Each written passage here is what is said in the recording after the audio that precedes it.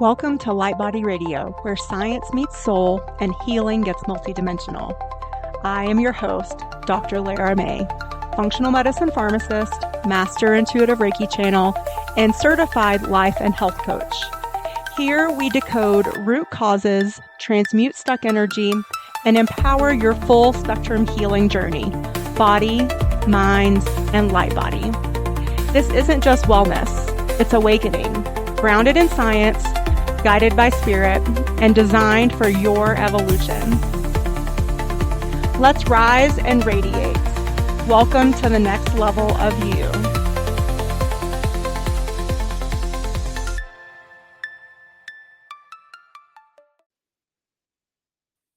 Hello and welcome to Light Body Radio, and I'm your host, Dr. Lara May. And today we have with us Tim Thomas, a man on a mission to transform lives and uplift the world one night of quality sleep at a time.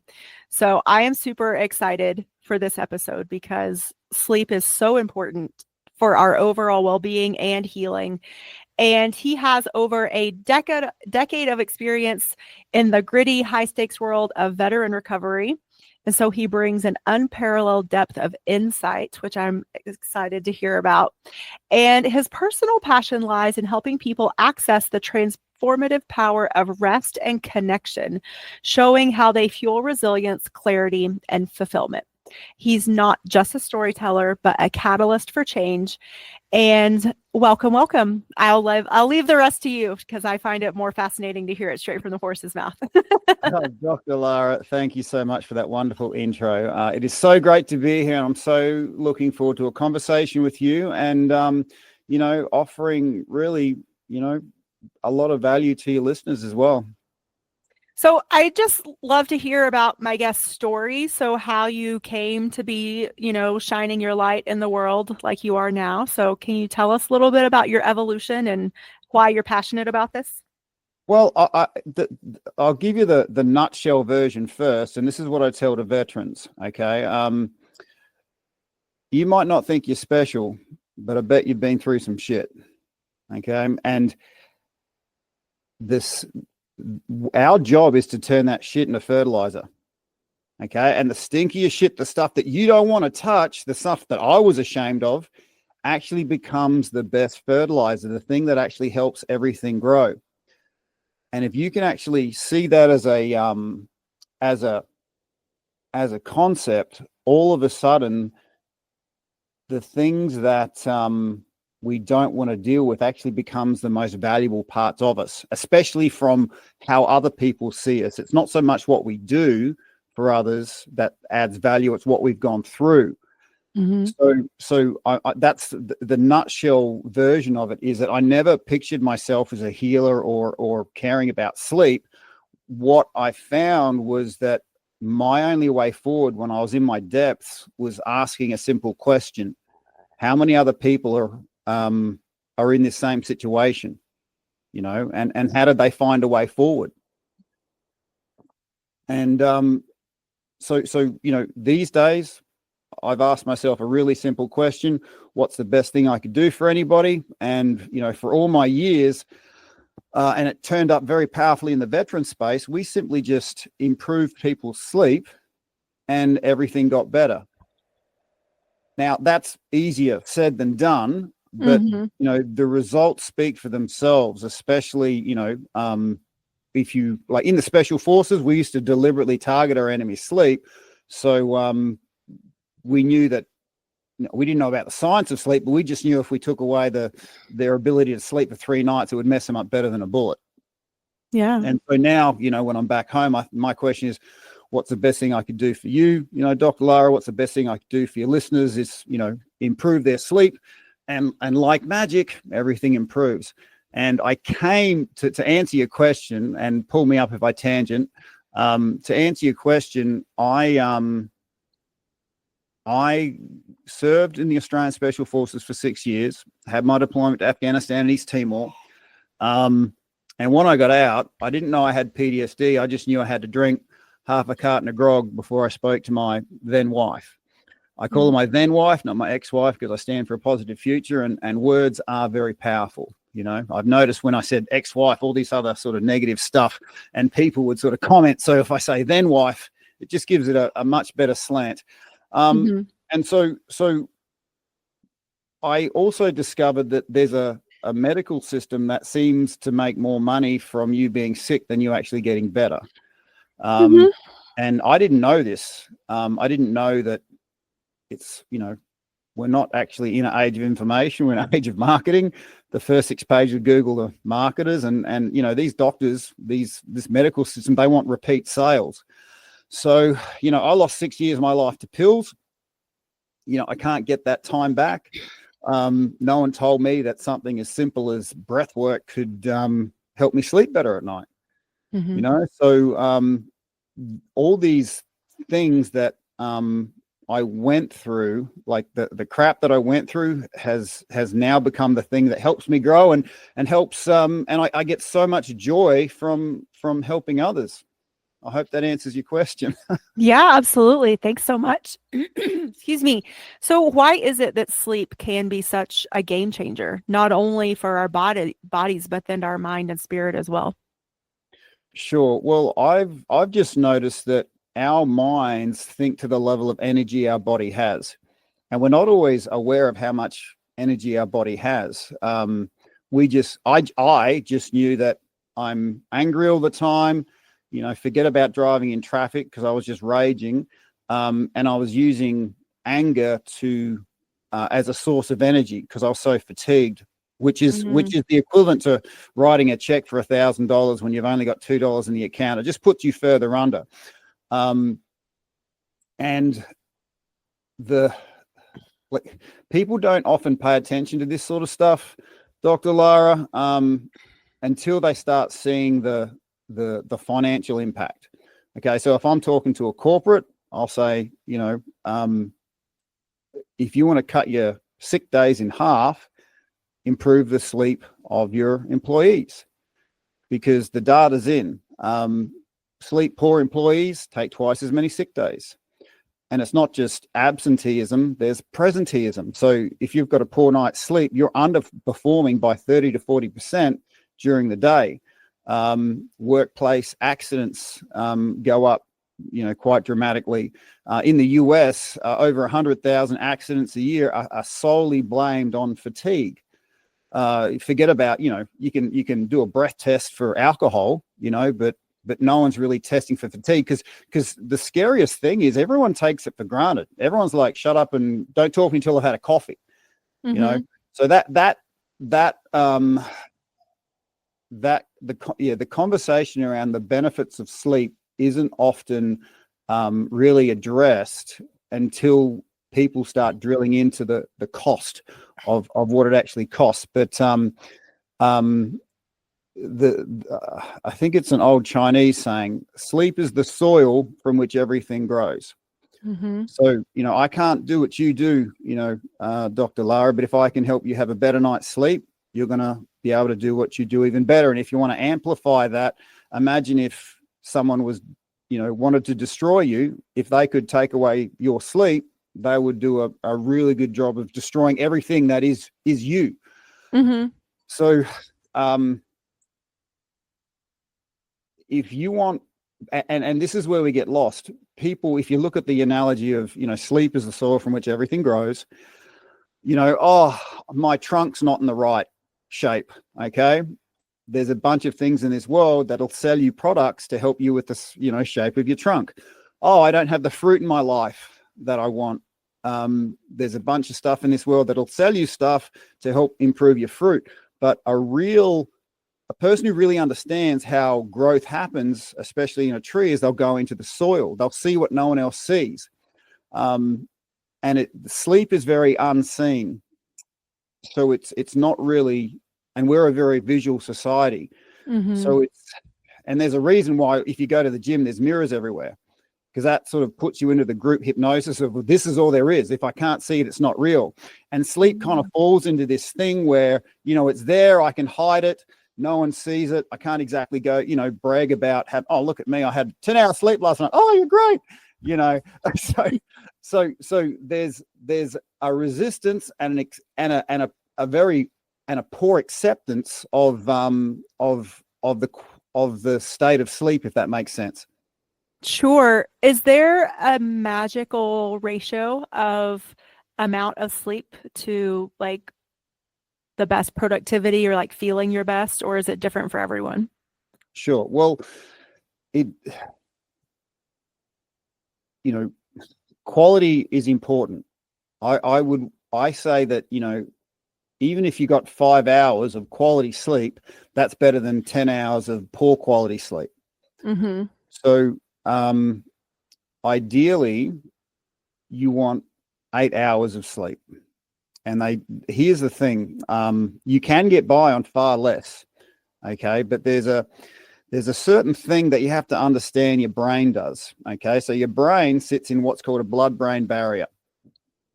And just like any function we have, like we eat and we poop, okay? We take on nutrients and we excrete out the stuff that is no longer, that's waste product, right? Now, the brain creates energy, but it also has to kind of poop, right? It has to get rid of its waste.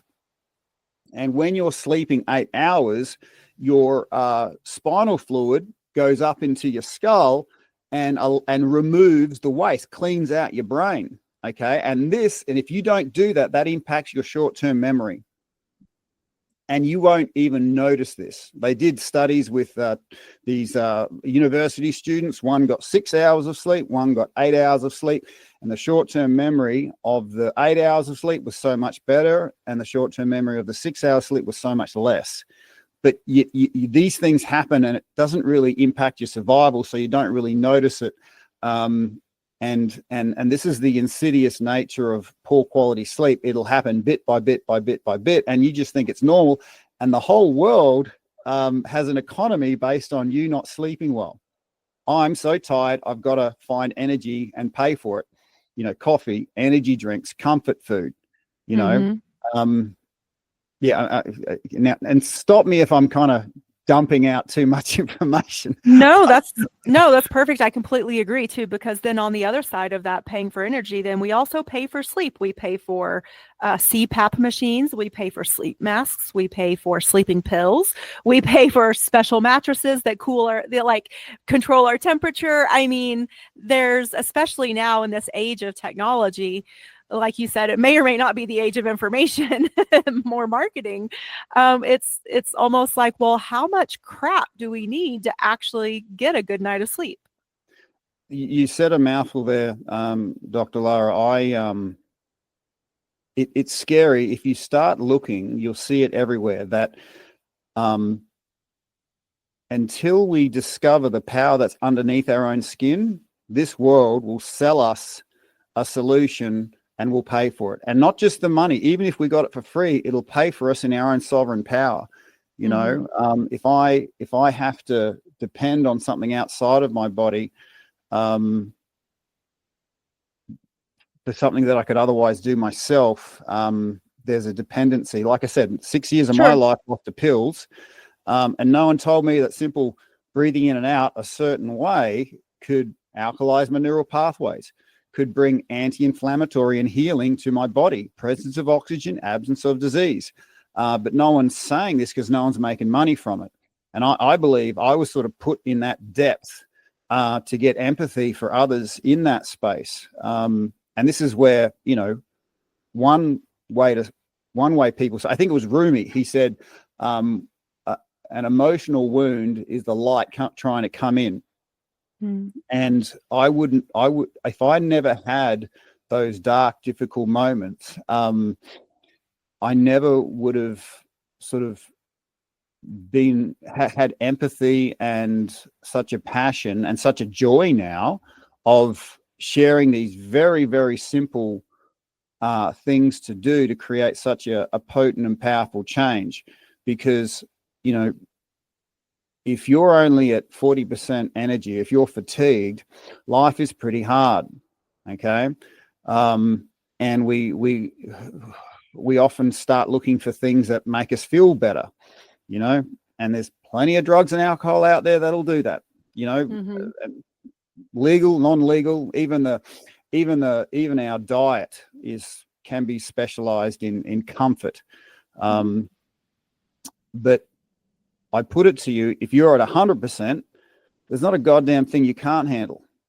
You know, you can do anything when you're at 100%. So my passion project is getting people to be what I call energetic millionaires. Okay. And it comes off the back of your energy is like money. How you invest it is how you get it back.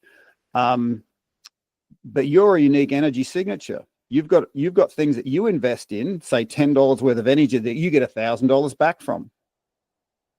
No one else can see it. Only you can, until you get to a certain point of mastery, you know, and then everyone sees it, goes, oh, you're awesome. All right. So I like to encourage people, not when they're at the point of mastery, because everyone loves you when you've mastered whatever you're trying to master, but getting people to start that energetic inner portfolio of energy investment. Because there's two completely different types of people in this world. In fact, I'll own this. There's two completely different types of Tim Thomas in this world. There's the me that's, doesn't care about sleep, doesn't care about diet, doesn't care about investing in his own physical vessel.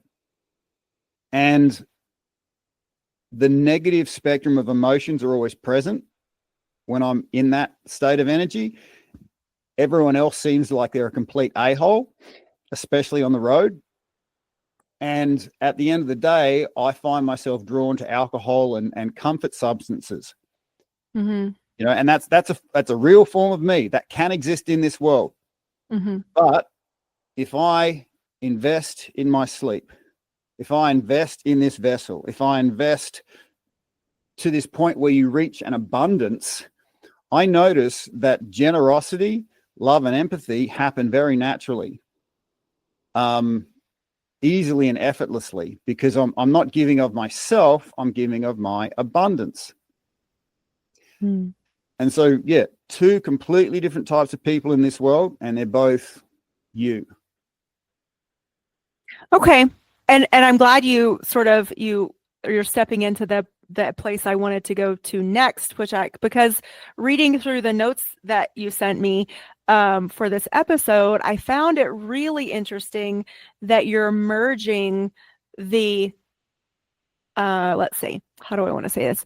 The aspiration of good sleep with generosity to really like sort of rebuild, I feel like, the quality of our relationships in this world. Because I don't know about you, but it seems like it's really easy these days to find, like you said, just like when everyone seems like an a-hole, or like we don't, there's this lack of compassion for each other as humans these days. Like the world just seems so polarized and sort of torn apart, that it's really interesting to merge these two concepts of sleep and generosity to really sort of start building those bridges back. So how does that all fit together? I mean, you sort of touched on it, but I want to dive deeper.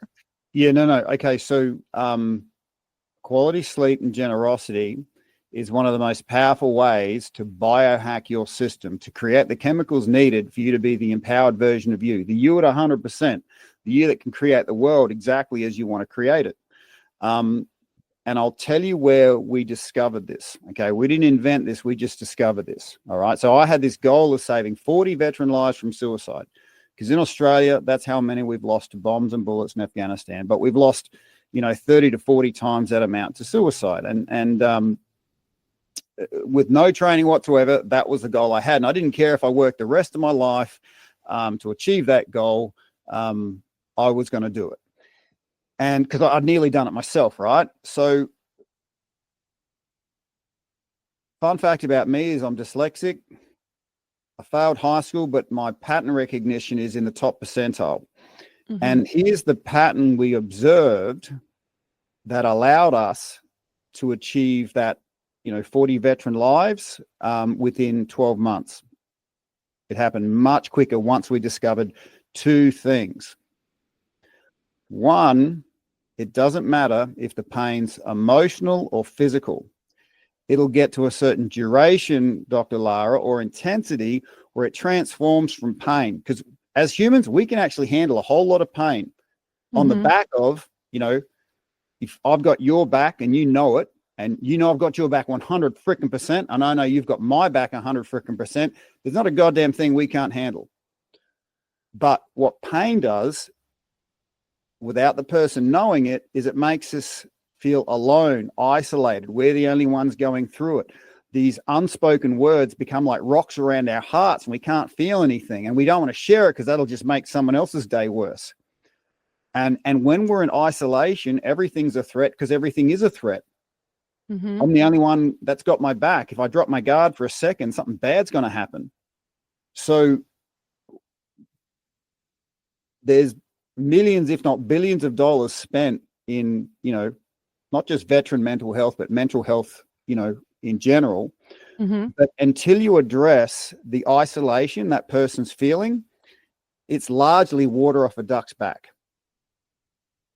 So we found that once we broke the person's isolation, and we can dive deeper into that in a second if you want to, because there's a way to do it. Mm-hmm. And once we got them out of fatigue, it's like they had 99% of everything they needed inside of them already. And it's this golden compass just clicked into gear, and they knew exactly what to do next. And so if you understand that at the root of everyone's sort of mental health is isolation and fatigue, and you address those two things, you need far less resources because they've got everything inside of them. Mm-hmm. So restoring sovereignty to a person, it takes far less resources, and it gets a much better result. And so within that conversation, within the power we discovered, and like I said, this thing with no training, I had 40 guys come up to me and say, do you remember that conversation? I had everything in my car to kill myself. I didn't do it after that or after that activity. It just kept happening 1 or 2 times a week. And this is where generosity done right is a game changer. It hacks your brain chemicals, your body chemicals. It impacts you. It impacts the person you're being generous to, and it also impacts anyone who observes that act of generosity. Mm-hmm. It's kind of like we're built for it. Well, I mean, there's this thing called quantum physics, and I'm pretty sure that they would also say, like that particle over there that's being acted on, if no one's watching it, then it doesn't act in a way that it should when it's being acted on. But as soon as you watch it, it does act in that way. So yes, they've discovered, and so it's like reinforcing these things that we are figuring out by behavioral mechanisms. Quantum physics is also confirming, sort of like you said, what we're built for, what we already know. Well, and what we're discovering relearning, true. or Well, yeah, we are relearning the truly powerful stuff. But the thing about real power is there's no man-made repeat sales in it. So the world we live in and the marketing world we live in, their goal is repeat sales. They're not interested in you connecting to real power. They know how to promise real power. They know how to make it look like you can get it. But this is what people do in their vulnerable journey of starting their healing. Is the loudest voice in the room's a marketer, and they'll give their money, they'll give their time, they'll get promised power, they'll get a small bit of it, but they won't really get connected, and years will go by, and they end up blaming themselves. And then they go, stuff this, I'm never doing this again. I tried, it didn't work, I'm never going to try again. So when, and I hinted to it earlier, you can do generosity wrong. And okay. And I'll share how I did it wrong. Okay. So in that time, it was 2015 when I was working in the veteran charities, and I was getting results that no one else could get. I was the guy that, with a toothpick and 20 cents could do more than what other people could do with millions of dollars, simply because I understood these two things: break isolation, get them out of fatigue, they sort themselves out.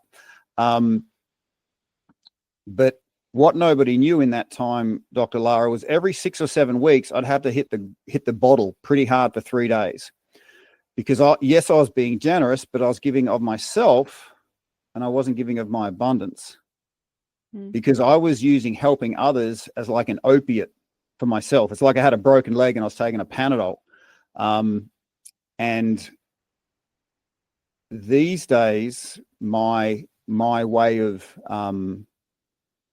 empowering others and connecting others is I connect to myself first, whether you call it divine intention, quantum field, God, higher self, whatever it is. And then out of that abundance, I give, because what I was doing in 2015 that made me drink really hard every 6 or 7 weeks was, with a good intention, I was adequate at 100%, and I'd give 10% away to somebody else. And a part of me, I was happy I did that, but then a part of me was like, okay, I'm down to 90%. I've given you 10%. I expect you to do something with that 10%.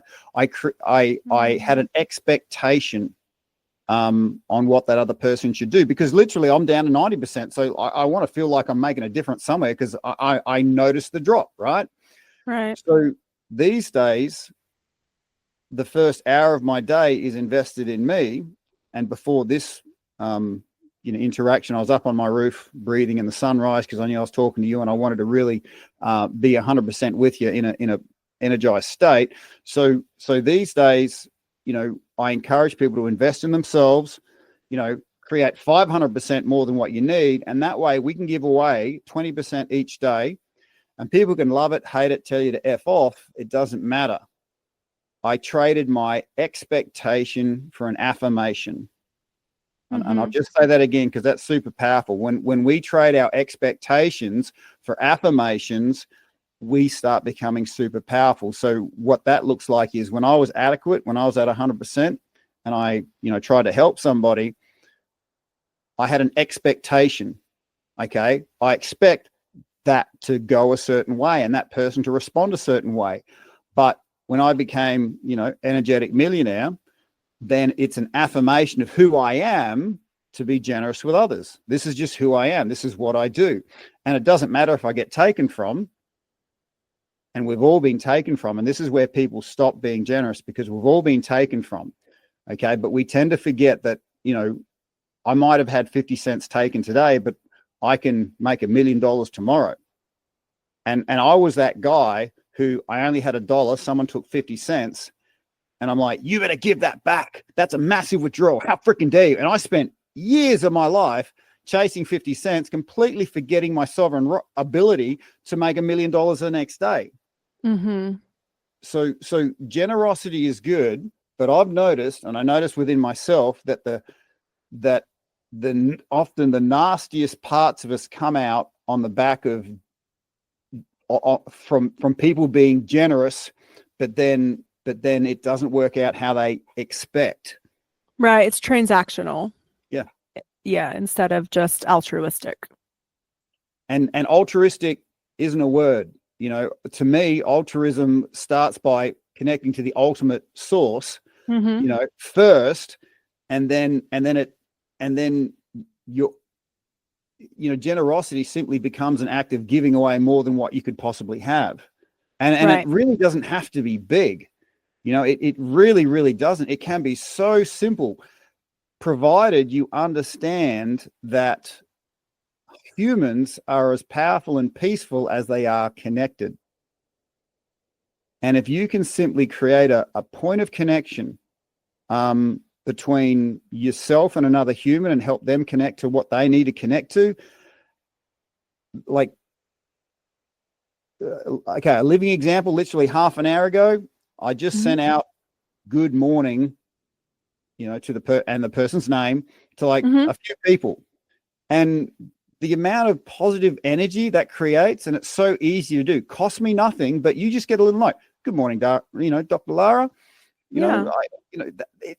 It's ridiculously easy once you understand that connection's the key. It doesn't matter how much you do. If you're not connecting people, then and connecting them to themselves and allowing them to connect to their passion and to others. And this is where, it happens a lot in the veteran space. There's someone that says, hey, I want to make a big difference in the world.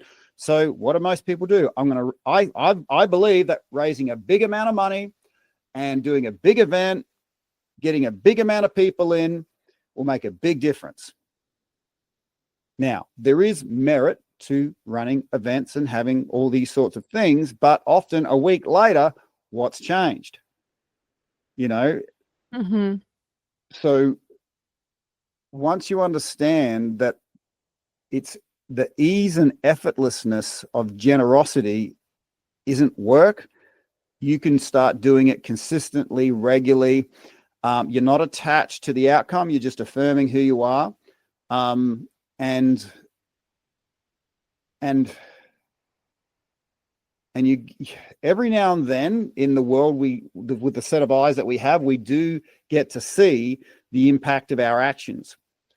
But I would say to most people, between 95 and 98% of our actions, we don't actually see the impact of. Mm-hmm. And this is what faith for me is, not whether there's a divine being or not, because it simply is or isn't. Faith to me is knowing that my, average everyday life is creating these ripples either side of me that I can't see. I have a faith that I think when I get to the other side, divine spirit's going to say, Tim, here's your life as you saw it, a bunch of events that you've already seen. Now here's your life as you didn't see it. And you'll see, the action that you did that impacted on others. You didn't see it, but then it impacted on others and others and others and others. Mm-hmm. So it's that kind of faith that allows me to I you and me, I don't think we can't see the bigger picture now, but what we do have is the internal compass of the things that we do that light us up, the things that give us our greatest energetic return. That's the thing that then starts those ripples, outside of us. Right, because that's what fuels us to keep going, to keep being generous. Definitely, like, what we put out is what we get back. For every action, there's an equal and opposite reaction. Again, back to the laws of physics. So, I mean, but like you said, like within that law of physics, it doesn't say, and it's dependent upon blah, blah, blah. No, it just is. Like, what goes out comes back. That just is. And so if we can remember that, and again, like you said, like come to it from a place well fueled with sleep and or well fueled with, good food, good self-care practices, and the most selfless and selfish thing you can do is self-care, because you can't show up as this generous incarnation of a human being if you're pouring from an empty cup, if you're depleted, if you're exhausted, if you're and eventually if you're depleted and exhausted for long enough, you'll get sick in some way, shape, or form too. So yeah, and then it's not too far from I've given so much, I haven't been given back. You know what? F the world, F everybody. And right. this is where this is where often the grumpiest people start as the most generous, because they gave, and they feel completely used up, and they're never wanting to get hurt again, so they're never going to do that again. So this is where, when I work with people, I forget about everything else, and let's just work on you restoring the sovereignty of your sleep. Because once that sleep gets better and they start getting more energy, then they're ready for a small act of generosity, but not before. If you're fatigued, doing an act of generosity can be a bridge too far. So let's be selfishly wise here. Let's invest in this, build this up. And it's a very good point, because a lot of people,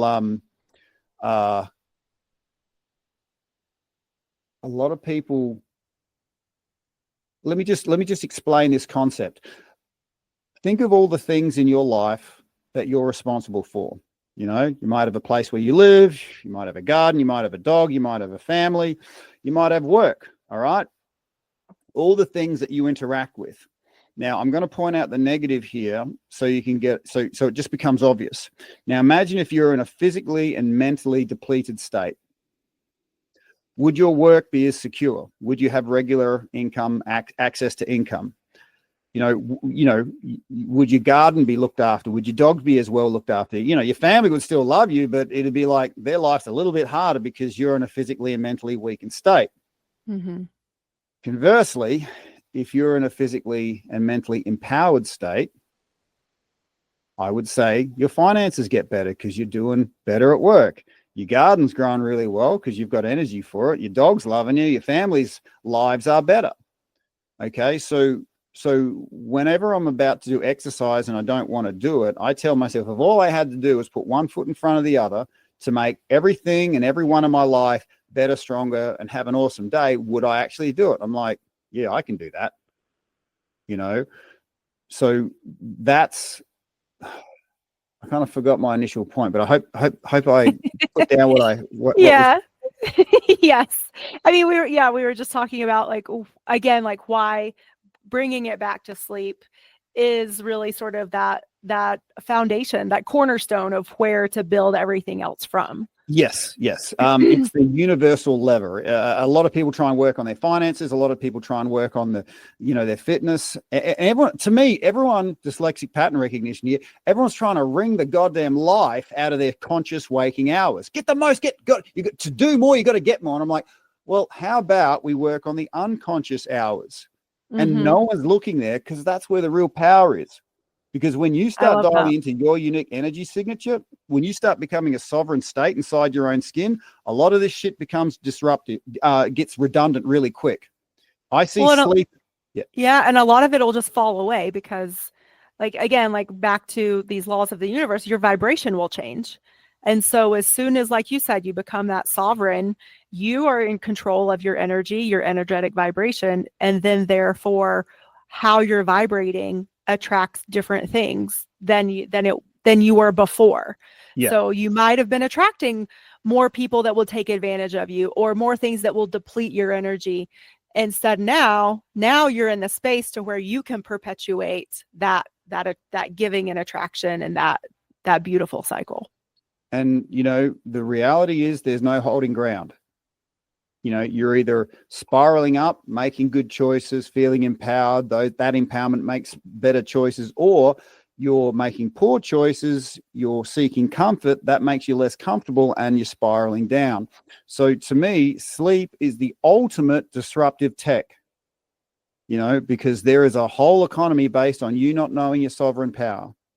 But like you said, when we become truly powerful, life occurs very differently because all of a sudden this stuff becomes redundant really quickly. Yeah.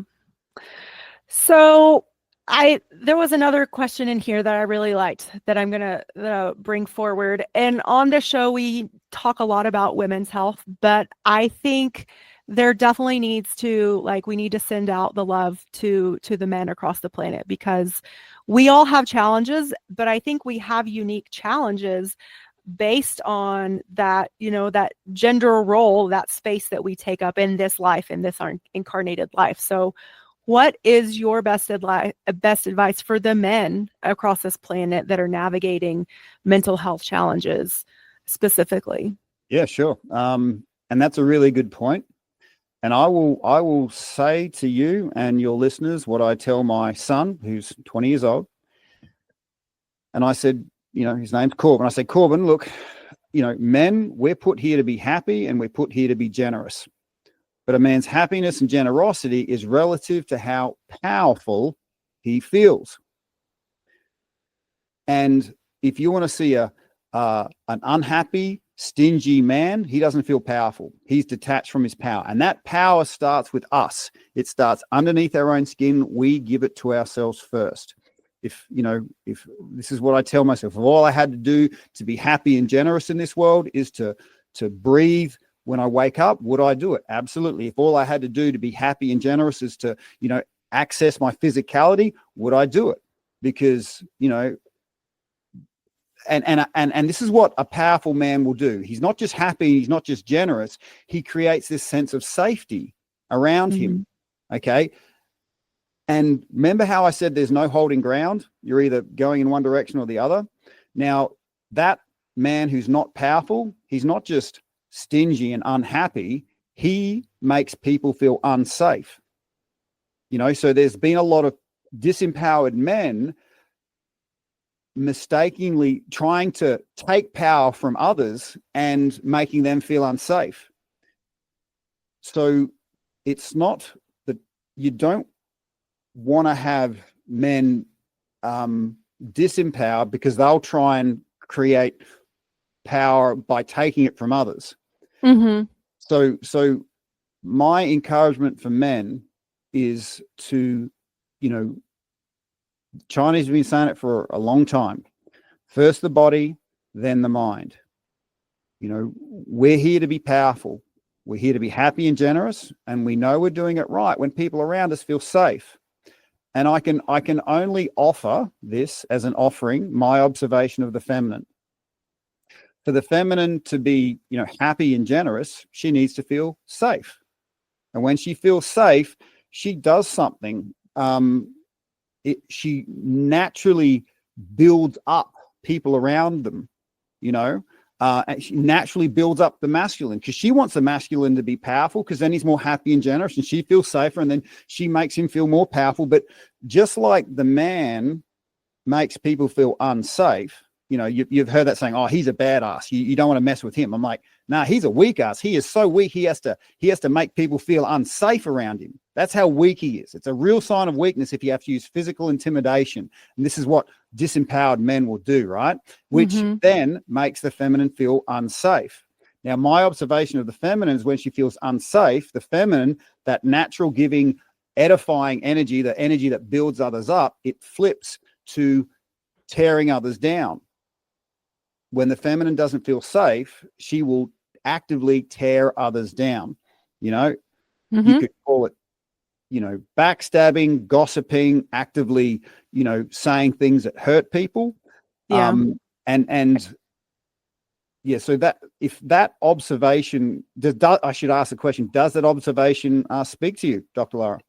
Yeah, I think it does. And I mean, what I heard you say could actually be applied to either gender, but for sure, it's funny how, how we reflect our feeling of safety out into the world and or lack thereof. Like when women do it, I call it that mean girl syndrome, or like the mean girl team. So, which we all experience usually in middle and high school ages, but hopefully we grow out of that because we learn, again, like safety, and hopefully we learn how to create our own safety, which, like you said, then we build a team of people around us or relationships around us that also reinforce that safety. So, well, yeah. I think the principle there is everybody, if we can't, I've always wondered, why the hell is there so many assholes in this world? All right. And I was one of them at one point. Okay. I like to think, I know. And, we all want energy. And if we don't go within ourselves, we go without. And then we start having expectations on the world around us, and people, if we don't get our energy, we'll take it from others. And people get really, really good at taking from others. And I've kind of come to the conclusion that you've kind of got to look at it like a spreadsheet. Okay. During my day, I will get taken from.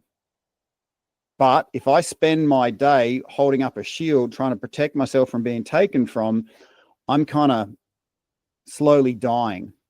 But if I go, okay, look, today I'm going to have $10 taken from me energetically. But if I make $1 million, that $10 occurs very differently than if I've only got 11. And then I just try and protect what's left. You know what I mean? For sure. I mean, and also it could be said that if you spend all day with that shield around you, then you've built a wall and you can't receive, so it's like there is this pattern of we have to learn how to be good receivers too. It's so funny you should say that. I literally, and this is real time, I sent just these good morning messages, good morning, that person's name. And one of them was to like an old ex-girlfriend, which, we're since good friends. And I just said, good morning. And she said, I've been thinking about you. I feel like I've got to clear something. I feel like I've been an asshole to you.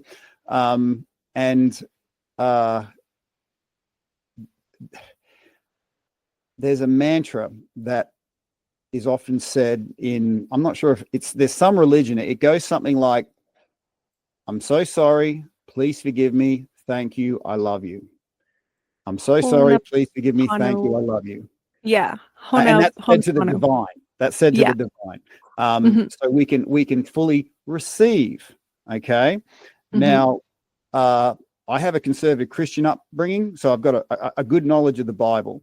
And whether you believe in that particular construct or not, there's a few gems in there.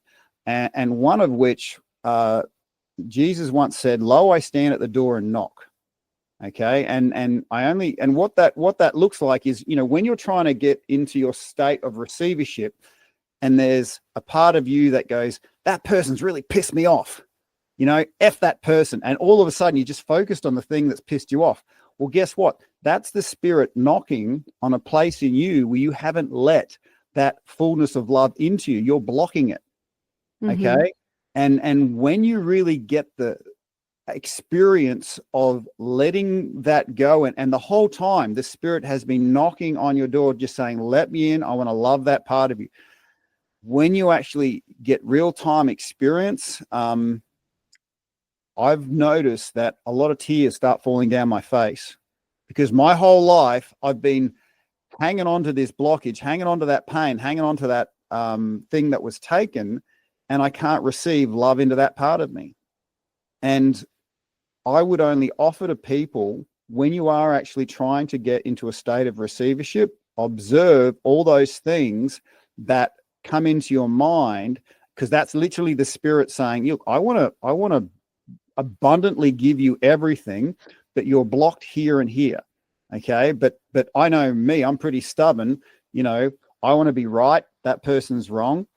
And me, but I don't know that me hanging on to that little cup of energy, holding it up in my face, the second I put it down, I see the whole freaking ocean. And Mhm. I see, putting down that 2 cents worth of energy, and I can become, and that's when the tears come in. And that is more than just me talking. I encourage people to have an experience of that. And that's when it's like, I'm so sorry for not letting you into that part of me. Please forgive me. Thank you. I love you. And then you really get to sort of experience how wonderful life is being in receivership. Mhm. Absolutely. Yeah, it's that old saying too, would you rather be right or happy? Yes, I'd rather be indeed. happy. It took me a long while to figure that one out. I think a lot of us, it takes us a minute to come around to that. But before we wrap up, I do want you to teach our audience a method or something they can take Yeah, home with them. We talked about this before we went live. So what no have you problem. got for us? Okay, so I never wanted to be the person to talk about stuff and not give people to access straight away. So my humble brag, Dr. Lara, is I can show people how to completely relax their bodies in just 1, 2, 3 breaths. But the secret is it's 3 proper breaths. And this is going to be easy. The only thing that's going to be hard about it is, how, we've been breathing our whole lives. It's our oldest habit. So I'm going to spend just a little bit of time to show you how to breathe fully, correctly, and you're going to have your eyes opened to the experience of proper breathing. Now, because this is our oldest habit, I've been breathing for 52 years. I have a lot of people saying, I've been breathing my whole life. Can't tell me how to breathe. All right. So I do need to ask 3 questions just to allow you to fully receive this. Okay. Mm-hmm. So to fully receive this, I ask these 3 questions. So, and I'll ask it to you, and obviously this is to the people listening as well.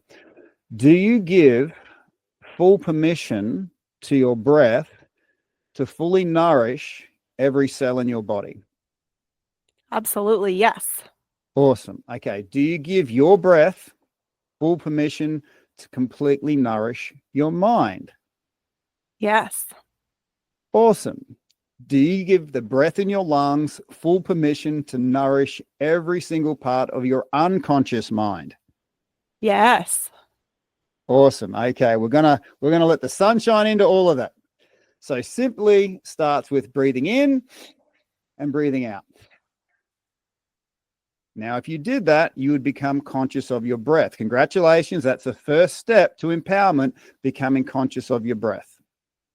Now, what we're going to do is breathe in and then breathe in again and again and again and again. Okay? So blow it out, shake it out, blow it out, shake it out, out, and then start breathing in. And then where you normally stop, breathe in again and again and again and again. And just let that go. Okay. Now, did you notice that when you breathe in again and again, it sort of filled up this space in the top third of your lungs? Okay, so we're going to call that your secondary inhale. Your primary inhale is where you normally breathe in and out. Your secondary inhale is this top third.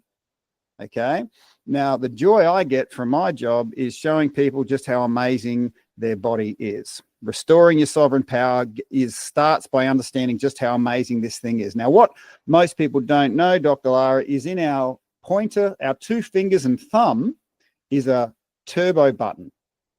Okay, and what we're going to do is we're going to pinch our 2 fingers and thumbs together really hard when we get to our secondary inhale. So we're going to breathe in, and when we get to our secondary inhale, we're going to pinch our thumb and 2 fingers together as hard as we can and just observe how that affects our secondary inhale. You cool with that? Okay, Yes. so I just invite yourself and everyone to blow it out, shake it out, blow it out, shake it out, out, out, out, out, out, out, out. Breathe in and then hit those turbo buttons and hold it. Wriggle the shoulders, feel that chest opening up, feel that space opening up. And if it feels good, let it out with a nice big sigh. Now just take a second and let that energy go through your system. Energy has an intelligence all of its own. It'll go to where it's needed. Some people start stretching out their neck. Some people yawn. Whatever it is, it'll go to where it's needed. So did you notice when you pinched your fingers together, that kind of gave it a bit of a boost? Mm-hmm. Yeah, increased capacity, I would say. Yeah, I call them turbo buttons, all right? So now what we're going to do is juice this secondary inhale up even more, okay? So when it comes to the secondary inhale, we're going to pinch our fingers, and I should add, this is all breathing in through the nose. We're going to pinch our fingers, and we're going to raise our nose and look up, okay? So almost like we're sort of leaning back a bit. Now, this does need to be seated. If you're out and you walk listening to this podcast or you're driving, just do this in a safe environment. And seated is fine. So this time we're going to breathe in, we're going to pinch our fingers, and we're going to look up and raise our chin and look to the ceiling, almost lean back. Okay? Mm-hmm. Is everyone cool with that? Yes. Okay. So let's blow it out, shake it out. Out, out, out, out. Further out, further out. Let your head go forward. Let your head go forward. Out, out, out, out, out. And then start breathing in. Pinch your fingers, look up, raise the chest, lean back a little bit, open, open, open. Now hold your breath and wriggle your shoulders. Hold your breath, wriggle your shoulders, wriggle, wriggle, wriggle, wriggle, wriggle. Feel your chest opening and then let it out with a nice big sigh. Okay, now just sense the energy that's going through your system right now. There's a few things going on here, and let me just speak to them. You're not just getting more energy through a better inhale. Breathing through your nose produces what's called nitric oxide. Nitric oxide is a vasodilator. It allows the oxygen to absorb better, but it also is a key indicator in heart health, brain health, lung health. So nasal breathing produces a whole lot of good chemicals, one of which is nitric oxide. Now, the other reason why people feel like they've got more energy is proper breath gives you proper alignment in your physical structure. Now, if you want to picture someone with the weight of the world on their shoulders when they're filled with troubles, they're kind of stooped over, right? And the way our energy systems works is, your brain's an electrical generator and it's sending out all these nerves, okay? Think of those nerves and the energy they can carry like hose pipes. Your garden hose, if you step on your garden hose, there's less water going through the end. Our nerves work exactly like that. So when we're stooped over, we're literally stepping on the hose pipes of our own energy system. Okay, so when we breathe and we look up and we open, that allows all that energy to come through. You know, we are naturally energetic beings, but we tend to block ourselves without knowing it. Okay, so proper breath gives you proper alignment. And what we're going to do next, so I call this one, and instead of calling it the secondary inhale, I call it the breath of possibility. It's because I've noticed when there's something in my head and like, you know, life is terrible, I start slumping over, okay, or something can be pissing me off. So what I encourage people, and this is your takeaway, as you're kicking around in your day and you feel you want to get back in control of your body and you want to restore your energy, pinch your, you know, I do this discreetly in public. You know, I'll pinch my fingers and breathe in, hold it, move it around, and then let it out. And the impossible becomes possible because with more energy becomes more options. Because it's very true. If I've got like 5 cents worth of energy, there's no way I can buy something at 10 cents. Right. If I create $5, that 10 cents becomes very affordable. So it is with our thoughts and the energy that we have. So that breath of possibility, train it so it becomes like a muscle in your you know, controlled, safe areas. So when you go out into the real world, it's going to be there for you. I kind of get people to think of it like a, you know, when you're in hospital, you got a morphine pump. Sometimes you can just hit a button and it sort of gives you pain relief, or you call the nurse, whatever it is. That's what the little pinch things in our fingers can do for us. And this becomes my self-medication. And when people ask me how often they should do that, I'm saying, okay, well, when I couldn't self-regulate and the pharmaceutical companies really liked that, they gave me all sorts of drugs, and I had the drugs by my bed, in the car, in the fruit bowl, in my pocket, in my wallet, because I was always needing to self-regulate and I couldn't do it for myself. So when people ask me how often should I breathe whenever you feel you want to become abundant. Okay, so this breath of possibility, we're going to move it into the breath of peace now. And I'm going to give you a little link, which has a little video for this, so people can bounce along with that one. But this next one, we do exactly what we did. We do that full breath in, squeeze, open, look up. We're going to hold our breath.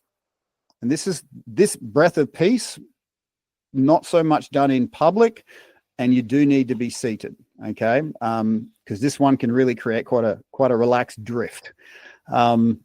So we do exactly what we did, but instead of letting it out, we hold it and we roll forward, we squeeze it, and we let it out with we hold it, we squeeze it, we push it down low, and we let it out with a hum. Okay, and I encourage people to pinch their nose and restrict the hum. So if you're like humming through your nose, close off one nostril, close off the other nostril, and that restricts the hum. Okay, so I'll talk you through all this, and we're going to do it 3 times. And again, give yourself permission to let it into your body, let it into your mind, let it into your unconscious, and just observe the impact of full, deep breaths and the nourishment we can give ourselves. Okay, so I'll be here the whole time. I'll talk you through it.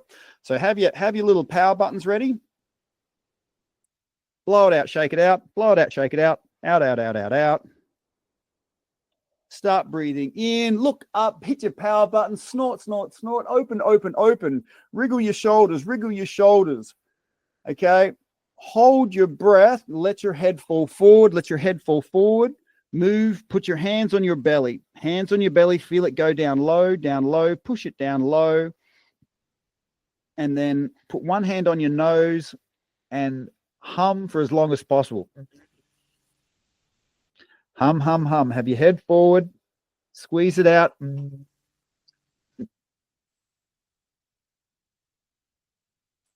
we're going to do that 3 times. Again, this is new, so be gentle on yourself.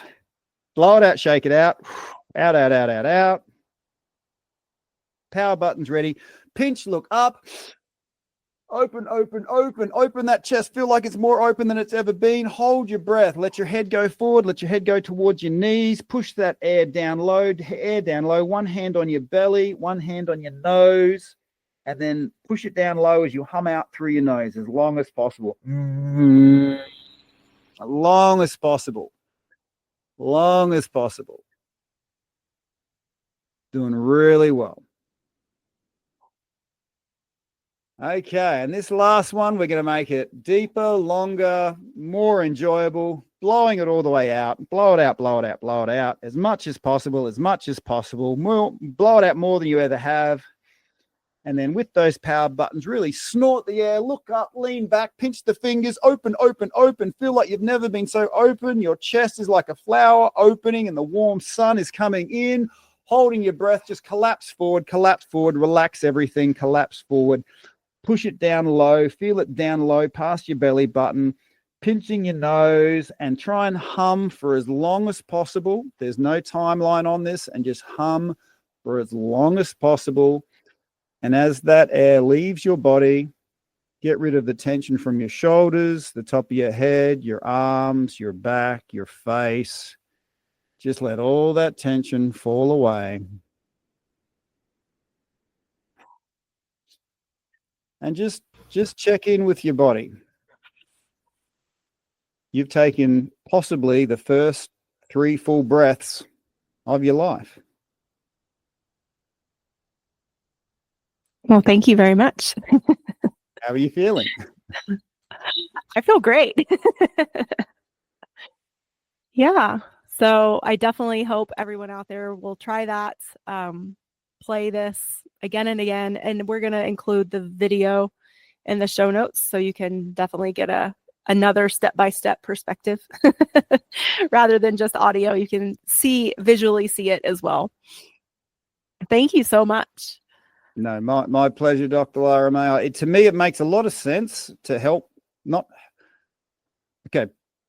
People like yourself, you've got a heart of service. And my observation is if you can give a cup of energy to someone with a heart of service, they naturally turn it into 500 cups. Okay. So even if I'm being lazy or selfish, it makes a lot of sense to live in a world where people are energetic. And to me, the easiest, most effective way of doing that is helping those who have a heart of service. Because you give them that and they're automatically thinking, oh, this would be so good for this. So those people listening, this isn't just for you. How many people could you come across where you could show them in 3 breaths they could self-regulate? So this is where your mastery of this is going to have a massive impact on all the other people you meet. Beautiful. I want to, before I forget, tell everyone where they can find you. And then just also keep in mind that we have a very in-depth show notes page. So I have a lot of links that you've already sent me, but you tell people, the listeners, where you want them to go from here. Sure. Look, I've usually found that if things are easy and effortless, we can do them regularly. So I'm a big fan of micro habits. So what I've done with my brand and product is made it super easy to access 2 of the most powerful micro habits you can do. And that is breath work going to sleep, giving yourself an amazing night's sleep, healing your body as you sleep, presence of oxygen, absence of disease. But then when you get out of bed in the morning, doing breath work before your feet hits the floor. That turns that feeling of lead into absolute gold. I kid you not. It is so super powerful. So breath, if you go to your phone, doesn't matter if you've got an Android or a smartphone, go to your app store and look up 3 words: breath work in bed. Breath work in bed. It'll ask you 2 very simple questions. When do you want to sleep? When do you want to wake up? And then we take care of the rest. It becomes easy and effortless to access 2 of the most powerful micro habits. Now, we do it 28 days free trial. Won't cost you anything for the first 28 days. But just notice the magic that happens in your life when you become sovereign with your sleep. So that, to me, I mean, yes, I've got all the social media, but The world doesn't need more social junk mail. The world needs people getting their sovereign sleep. And that's what I want to give people. So if you go into your app store, try it for 28 days at no cost. It'll be two of the most powerful things. And I've created it so it can be as easy and effortless as possible. Beautiful. Well, thank you so much. I appreciate you. I appreciate all the work that you're putting out there on the planet. And definitely go check out the App Store. Again, it doesn't matter if it's Android or Apple. Breathwork in Bed. Thank you so much. Thank you, Dr. Lara. Have a fantastic day. Thank you, everybody. And make sure that you head on over to drlaramay.com/podcast for all the show notes. So we'll have the App Store link. We'll have all of the socials, and you can find everything there. Thank you for joining me on Light Body Radio, where functional medicine meets intuitive healing and transformation happens on every level. If this episode resonated with you, please like, share, and if you're ready to go deeper, visit drlaramay.com to book a functional medicine consultation or an intuitive healing session. Whether you need to rebalance your body, clear your energetic blocks, or reconnect with your soul's purpose, I've got you. You can also follow me on Instagram or TikTok at Dr. Lara May for daily inspiration, energy updates, and healing tools. Remember, your healing is multidimensional, and so are you. Until next time, honor your body, trust your intuition, and activate your light.